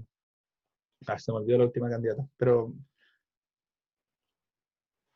ya quedaron fuera esos escenarios de cola que teníamos antes. Está bien. Y respecto del riesgo político en Latinoamérica, Klaus, tú mencionaste que estabas, en términos relativos, aumentando la exposición en el portafolio en Latinoamérica dentro de lo emergente. Ahora, ¿qué nos puedes decir del riesgo político en Brasil o en el resto de Latinoamérica? Esta es una súper buena pregunta, porque uno tiene mucho susto a veces de lo que pasa en Brasil. En Brasil, durante mayo, durante abril sobre todo, hubo gran riesgo político. Estábamos acercándonos a un posible impeachment. Había un exministro que había presentado un video en donde eventualmente Bolsonaro, ¿cierto?, iba a poder ser destituido producto de estar excediéndose en su eh, en lo que podía hacer, ¿cierto? Lo más interesante que pasó ahí es que el juez vio el video y dijo, bueno, aquí no hay nada. Y de hecho hizo público el video y el impeachment quedó atrás. De hecho, creemos que esto fue un evento relativamente disciplinador, y entre el coronavirus y este evento, creemos que Bolsonaro se va a volver un presidente más tradicional, menos personalista, y a trabajar más con el Congreso, y eso es lo que ha llevado al real, por ejemplo, a tener una apreciación de casi un 20% en lo que va del mes. O sea, entre mayo y lo que va de junio, el real ha pasado de un 5,8 a un 5. Hemos tenido un 20% de apreciación, y eso es principalmente porque el mercado se está dando cuenta que los riesgos políticos están disminuyendo. Sí, nos preocupa un poco más el riesgo político en México, porque AMLO no está manejando tan bien la pandemia. O sea, si tuviéramos que ver algún lugar donde la pandemia se está manejando de manera un poquito más complicada, es en México, pero las ventajas que hay en México y en Brasil es que no son tan presidencialistas como Chile, Perú y Colombia. Al ser más federales, los gobiernos federales han tomado las medidas respectivas para controlar el virus. O sea, Latinoamérica es Latinoamérica. No nos podemos olvidar de eso, pero no creemos que estemos en un contexto político muy diferente a lo que hemos tenido en los últimos años, y en el margen creemos, sobre todo desde el punto de vista de Brasil, que el riesgo político ha caído, y eso se puede ver en la apreciación de su moneda y en la caída importante del C10, que es como riesgo spread adicional de sus bonos. De acuerdo. Klaus, hay dos preguntas que tienen que ver con la expectativa, o en el fondo esta diferencia entre la economía y las bolsas. Uno es si tú tienes la expectativa de que se va a mantener esta diferencia entre la economía y la bolsa. Y la segunda, que tiene que ver un poco con lo mismo, es que quizás una persona pregunta si esta diferencia se ha debido porque el mercado sobrevalora los apoyos que están dando los gobiernos y los bancos centrales. Sí, nosotros creemos que sí se va a mantener esta diferencia, y creemos que esta diferencia es justificada, porque al igual que después del 2008, hay dos tipos de políticas que se pueden hacer. Están las políticas fiscales y las políticas monetarias, ¿cierto? Y dentro de las políticas monetarias comenzamos desde el 2008 hacia adelante con políticas de estímulos cuantitativos no convencionales, y estos principalmente inflan los activos financieros y no la economía real. Entonces, en la medida que sigamos teniendo quantitative easing y estímulos monetarios en Estados Unidos y en el mundo, probablemente vamos a mantener esta dualidad entre el mundo real y el mundo financiero. Y hay otra variable que es muy importante, que no la presentación siempre se hace corta para tocar todos los temas posibles, pero quiero mencionarlo acá, que tiene que ver con la inflación. La inflación es un fenómeno real, pero que tiene impacto también en los mercados financieros, ¿cierto? Mientras más inflación hay, las tasas de interés suben, y eso hace que los activos reales sean más valiosos que los activos financieros, a lo mejor. Pero lo que está pasando hoy día es que al tener inflaciones tan bajas, los activos financieros se inflan y el mundo real no crece tan rápido. O sea, el hecho de no tener inflación es otra razón para tener esta dualidad entre mercados y economía real. Quizás también referente a la inflación, ya que tú lo tocaste, Klaus, ¿hasta cuándo el gobierno americano puede seguir dando estímulo y cuáles serían las principales consecuencias a mediano plazo de lo que ya se ha entregado? Es súper interesante la pregunta, y de hecho ayer fue la conferencia de prensa trimestral de la Reserva Federal, así que tenemos mucha información hoy día para comentarles. Lo primero es que las expectativas de mantener tasas en cero en Estados Unidos hoy día, por parte de los consejeros del Banco Central, están hasta final del 2022. O sea, las tasas se bajaron ahora, y en las proyecciones que presentó la Reserva Federal de Estados Unidos vamos a mantener tasas bajas hasta final del 2022. Y de hecho la frase de apertura de Powell ayer fue: no estamos siquiera pensando cuándo vamos a empezar a pensar en subir tasas. O sea, de verdad están muy lejos de subir tasas. Las tasas bajas se van a mantener en el mundo por lo menos hasta el 2022, o a comienzos del 2023. Estímulos monetarios a la velocidad que estamos teniendo es más difícil de anticipar. Estímulos monetarios no convencionales probablemente por todo el 2020 y comienzos del 2022. Necesitamos una economía estable y finalmente la principal variable que está evaluando hoy día el Banco Central de Estados Unidos para analizar si deja de hacer estímulos es el empleo. La tasa de desempleo hoy día está en 15%, es una tasa de desempleo que no habíamos visto y una tasa de desempleo que se va a mantener cercana al 10% a final del año. Mientras no lleguemos a tasas de desempleo de por lo menos el 5%, yo creo que el gobierno de Estados Unidos, o sea, el Banco Central de Estados Unidos va a seguir dando estímulos monetarios no convencionales. Esa tasa de desempleo del 5% nosotros estimamos que se va a dar más hacia finales del 2021. Entonces, creemos que vamos a seguir con estímulos hacia finales del 2021. Y hubo otra frase ayer de Powell muy interesante que fue, nos dimos cuenta que la economía puede vivir con desempleo del 3% sin generar inflación. Eso quiere decir que incluso podrían mantener estímulos hasta más cercanos el 3% de tasa de desempleo. ¿Cuáles son las consecuencias de largo plazo? Las consecuencias de largo plazo tradicionalmente son inflación. O sea, cuando hay estímulos monetarios que aceleren, pero realmente la inflación hoy día se ve difícil. Hoy día las expectativas de inflación a 10 años de Estados Unidos están en 1,5%. Ver inflaciones mucho más aceleradas en el mundo, creo que estamos bastante lejos y da la impresión de que el mundo cambió desde el 2008 hacia adelante y no tenemos inflación. Probablemente por los próximos 3 años la discusión no va a ser la inflación. Bien, hay dos preguntas también, Klaus, que tienen que ver con posibles rebrotes, específicamente en Europa y que seguramente quizás también existe ese riesgo de que ocurra eso en Estados Unidos o en Latinoamérica. Si es que vuelven a haber rebrote, ¿qué esperamos de la renta variable? ¿Que vuelva a caer un 20 o un 30%? De nuevo, los rebrotes sí son posibles. De hecho, estamos viendo algunos lugares en Estados Unidos en donde se había contenido un poco el contagio, como en Texas y en California, y están volviendo a acelerar. Entonces, no nos deja tranquilos. O sea, creemos que eventualmente hay rebrotes.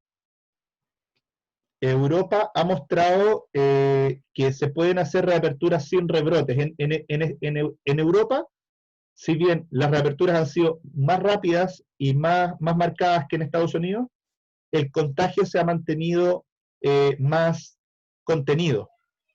El ciudadano americano, por su cultura, es bastante más reacio a seguir las indicaciones del gobierno y hemos visto muchas manifestaciones masivas en contra de las cuarentenas y además hemos visto estas últimas 2 semanas manifestaciones masivas producto de los temas raciales en Estados Unidos que vuelven a aflorar. Eso es súper preocupante por el tema de la enfermedad, porque estos contagios se dan en manifestaciones masivas muy rápido. O sea, fácilmente uno puede tener 1.000 contagiados adicionales en una manifestación masiva. A mí me preocupan mucho más los segundos brotes en Estados Unidos que en Europa, y probablemente el invierno americano va a ser también algo importante de tener en cuenta. Si la bolsa va a caer 20%, bueno, depende un poco de dónde esté. Si llegamos a un rebrote con el S&P a 3.600 puntos, probablemente uno puede tener una vuelta a la baja. Pero de nuevo, nosotros no creemos que independiente que haya un rebrote, la bolsa vaya a volver a estos niveles de 2.200 puntos que hemos tenido antes. Obviamente, si ya estábamos sobrecalentados, o sea, como esto es ver hacia el futuro, desde el futuro es más difícil, ¿cierto? O sea, hay más variables. Desde este punto actual, creemos que las caídas pueden ser de 5 o 10% adicionales. Si la bolsa viene desde un punto más arriba, puede ser que tengamos correcciones más grandes, pero igual, con todos los estímulos monetarios que está haciendo la Fed, nuestra recomendación es invertir y no quedarse fuera. Aprovechar esta corrección para invertir. De acuerdo. Están llegando, Klaus, muchas preguntas más, quizás después podemos responderlas todas. Ahora me interesa hacer dos más que son de temas que no hemos visto, como ya para ir cerrando, pues ya llevamos un buen tiempo y no quiero abusar del tiempo de los clientes. A ver, esta pregunta, un cliente pregunta, ¿qué opinas de echarle mano a las platas de los fondos de pensiones, a las platas de los fondos de pensiones privados, para soportar la crisis y aliviar la economía en el corto plazo? Es una pregunta difícil de responder. En realidad, no sé, preferiría pasar a a esa pregunta porque es una pregunta que nosotros tenemos ciertos conflictos de interés al ser los fondos de pensiones clientes nuestros, eh, y, y entonces a lo mejor mi respuesta también va a estar sesgada por los conflictos de interés que yo tengo como proveedor de los fondos de pensiones. En principio es una decisión difícil y la preocupación, más que echar la mano ahora o no, tiene que venir de si esto abre una puerta permanente o no. O sea, a mí, yo puedo tener ciertos pensamientos, pero la preocupación tiene que ir orientada a cómo se puede hacer que esto sea de una vez, y eso me parece difícil. Me parece que si uno abre la puerta no se va a abrir por una vez, sino que se va a abrir por más tiempo.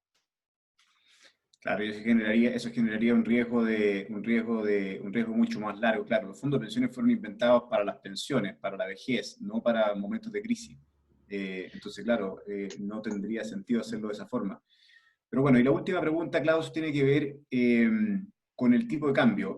Hay varias preguntas, personas que están preguntando por la volatilidad que ha tenido esto, ¿no es cierto? Que subió muchísimo, después volvió a bajar y ahora volvió a subir. Entonces, esa volatilidad, ¿por qué no nos cuenta un poquito tu expectativa del nivel del dólar en cada uno de los países? Cada uno de los países tiene exportaciones diferentes. Aquí yo diría que cada país, Chile, Perú, Colombia, son muy especiales en términos, entonces quiero hablar primero de las partes generales y después a lo mejor un detallito de cada uno. Eh, en general, los movimientos grandes han venido de la mano de estos grandes risk-off y risk-on del mercado, de estos grandes caídas y subidas del mercado. Finalmente, mucha de la volatilidad que hemos visto en las monedas en Chile, Perú y Colombia han tenido que ver con las caídas y las subidas del S&P. Hemos visto que mientras el S&P cae, nuestras monedas también se deprecian, y cuando el S&P sube, nuestras monedas se aprecian. Lo más importante para determinar si las monedas emergentes van a subir o bajar, monedas emergentes en general, tiene que ver con el crecimiento en el mundo. Si nosotros vemos que hay reaperturas y mayor crecimiento en el mundo, las monedas se van a apreciar. No depende del crecimiento en particular de cada uno de los países, este primer factor. Depende más de lo que pase en el mundo. Si el mundo crece, nuestras monedas se van a apreciar. Si el mundo no crece, nuestras monedas se van a depreciar desde ahora. Adicional a eso, tuvimos lo que yo les comentaba de Brasil. Brasil tuvo la depreciación más fuerte porque estábamos en un periodo de poco crecimiento en el mundo, y adicional le estábamos agregando toda esta variable idiosincrática que tenía que ver con un problema político en Brasil, y eso generó un sell-off, una venta de reales en que la moneda cayó un 30-35%. Fue la moneda que más cayó en el mundo, y eso nos arrastra un poco. Entonces ya tenemos un factor de depreciación y apreciación que tiene que ver con el crecimiento del mundo, que ha venido en este vaivén. Hemos tenido este vaivén muy marcado en Brasil, que nos contagia un poco a toda la región. Y después tenemos factores que tienen que ver con la idiosincrasia de cada uno de los países, y sobre todo de las variables más importantes para determinar el tipo de cambio son estos factores mundiales y factores locales que tienen que ver con el riesgo país y con los términos de intercambio. Entonces, lo que estamos viendo es que los riesgos países aumentaron fuerte en la medida que el mundo cayó, que el crecimiento cayó. Estos riesgos países han venido a la baja y eso ha permitido estabilizar un poco las monedas. Y lo otro que ha ayudado mucho, sobre todo, es la recuperación de los productos principales de exportación. O sea, Colombia exporta mucho petróleo, sabemos que exporta otras cosas, desde flores. Colombia tiene una gama de exportación bastante amplia, más amplia que Chile y Perú, ¿cierto? Pero el petróleo es una variable importante en Colombia, la volatilidad fuerte del petróleo ha ayudado a una depreciación marcada del peso colombiano. Nosotros estamos viendo ver el petróleo caer en torno al 10% hoy día, eso obviamente está golpeando el peso colombiano, está haciendo que el peso colombiano caiga, y el cobre está cayendo, no, perdón, sí, el petróleo está cayendo eso, y el cobre está cayendo un 2,5% hoy día. Nosotros creemos que hay una dualidad ahí. El petróleo depende del consumo en el mundo, y ese consumo en el mundo depende del crecimiento en el mundo. Y eso creemos que no va a hacer que no recupere hacia los niveles que teníamos antes. Por lo mismo, el peso colombiano me cuesta verlo recuperando tan rápido como el sol peruano y el peso chileno. Principalmente porque el peso chileno y el sol peruano dependen más de China y dependen más del precio del cobre, y en el relativo, el precio del cobre devolvió ya todo lo que había caído, mientras que el petróleo no ha devuelto todo lo que ha caído. En esa línea, nosotros esperamos un peso chileno que tenga volatilidad, pero que se mantenga en estos rangos e incluso pueda apreciarse algo en el margen hacia adelante, igual que el sol peruano, de la mano de la recuperación de China. Esto no quiere decir que no podamos tener un sol peruano que vuelva a los 3,5, 3,6 en el corto plazo, o que el peso chileno no pueda volver a superar los 800, eso puede pasar, pero sí vemos mejores ojos y con mayor estabilidad el peso chileno y el sol peruano, y el peso colombiano más estable hacia adelante, pero de nuevo, las proyecciones de tipo de cambio hoy día con la volatilidad actual son muy difíciles. Muy bien, muchas gracias, Klaus. Queda, creo yo, bastante claro la presentación que nos has hecho. Espacio quizás para comprar bolsa, entonces, en estas caídas que estamos viendo, con un horizonte de mediano o largo plazo. Y ahí quizás más el sector financiero, el sector tecnológico, Latinoamérica dentro de los emergentes, tanto en bono como en acciones. Ahora sí, siempre Klaus nos ha relatado que lo más importante es el perfil del inversionista y quedar pegado a esos objetivos de largo plazo que son los que hay que ir monitoreando en el tiempo. Yo personalmente quiero agradecerle a todos los clientes de la región que se han conectado, desearles que se encuentren muy bien ustedes junto a sus familias en sus casas, y los invito a ser respetuosos con nuestras autoridades respecto de respetar las cuarentenas para que podamos salir pronto de esta situación. Así que, bueno, muchas gracias, Klaus, también, muchas gracias a los clientes, y esperamos volver a conectarnos pronto en una nueva edición de estos webinars. Muchas gracias. Muchas gracias a ustedes y por el tiempo, y obvio, lo más importante es cuidarse en este escenario. Que estén muy bien. Me preguntaron por el nombre del informe, se llama Informe Mensual de Estrategia de Inversiones, si se lo quieren pedir a sus asesores de inversión. Muchas gracias, que estén muy bien. Muchas gracias, hasta luego.